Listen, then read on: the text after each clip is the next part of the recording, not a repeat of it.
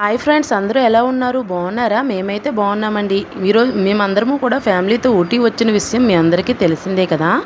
ఊటీ వచ్చిన వెంటనే టూరిజం ప్లేస్లన్నీ చూడలేం కాబట్టి ఒక రోజు మొత్తం రెస్ట్ తీసుకొని ఆ తర్వాత ఎర్లీ మార్నింగే బయలుదేరామండి.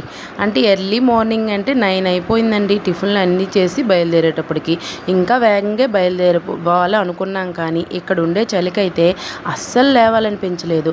ఎందుకంటే అంత చలి ఉందండి. మన సైడ్ అయితే ఉష్ణోగ్రతలు అయితే 43 డిగ్రీస్ ఇలా ఉంటాయి. ఇక్కడైతే మాత్రం 8, 9 ఉన్నాయండి. ఇంకెక్కడండి, మనకు అక్కడ అలా అలవాటు అయిపోయింది కాబట్టి ఇక్కడ చాలా చల్లగా అనిపించింది. ఇలా వేడి నీళ్ళతో స్నానాలు చేసుకొని ఫస్ట్గా టిఫిన్లు అన్నీ తినేసి చక్కగా మేము బుక్ చేసుకున్న మినీ బస్సులు అయితే కూర్చున్నాం. ఇలా కూర్చోగానే బయట వ్యూ చూస్తే చాలా అందంగా అనిపించిందండి.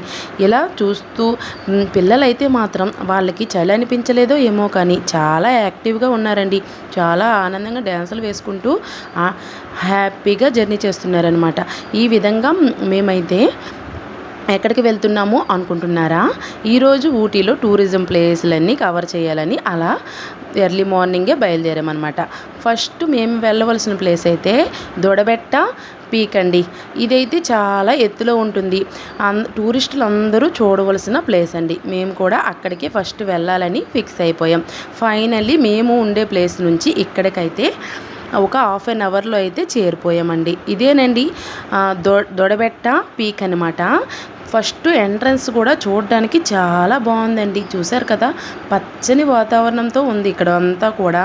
ఎంట్రన్స్ ఈ బోర్డు నుంచి మేము అలా నెమ్మదిగా వెళ్తున్నామండి. చలి అయితే మాత్రం మేముండే ప్లేస్ కంటే కూడా ఇక్కడ చాలా ఎక్కువగా ఉందండి. అంత చల్లగా ఉంది కదా, పిల్లలతో వణికిపోయారనుకోండి పిల్లలైతే, అంత చల్లగా ఉంది. కానీ వ్యూ మాత్రం సూపర్గా ఉందండి. ఇక్కడ నుంచి కిందకి చూస్తుంటే మాత్రం ఊటీ మొత్తం కూడా మనకి కనిపిస్తుంది.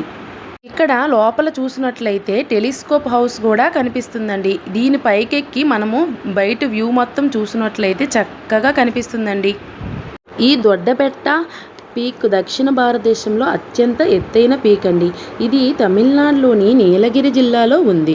దొడ్డబెట్ట పీక్ సుమారు 2637 మీటర్ల ఎత్తు కలిగి ఉంది.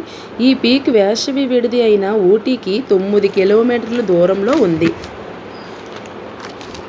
ఊటీ నుండి కోటగిరికి వెళ్లే మార్గంలో ఈ శిఖరం కనిపిస్తుంది. స్థానిక బడుగు భాషలో దొడ్డబెట్ట అంటే పెద్ద పర్వతం అని అర్థం. ఈ పర్వత ప్రాంతం మరియు పరిసర ప్రాంతాల్లో ప్రాచీన కాలం నుండి టోడా గిరిజన ప్రజలు నివసిస్తున్నారు.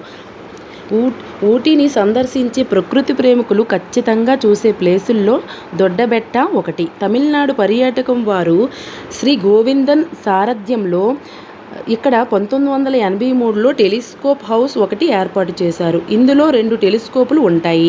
టెలిస్కోప్ హౌస్ మీదెక్కి చూస్తే చుట్టూ కొండలు, లోయలు, ఊటీ సౌందర్యం మరింత అద్భుతంగా కనిపిస్తుంది. నిత్యం పర్యాటకులతో కలకల్లాడుతుంది ఈ ప్రదేశం. చూసారు కదా ఫ్రెండ్స్, దొడ్డబెట్ట పీక్ ఎంత బాగుందో. నెక్స్ట్ వీడియోస్ మంచిగా ఉంటాయి. Follow my channel. బాయ్.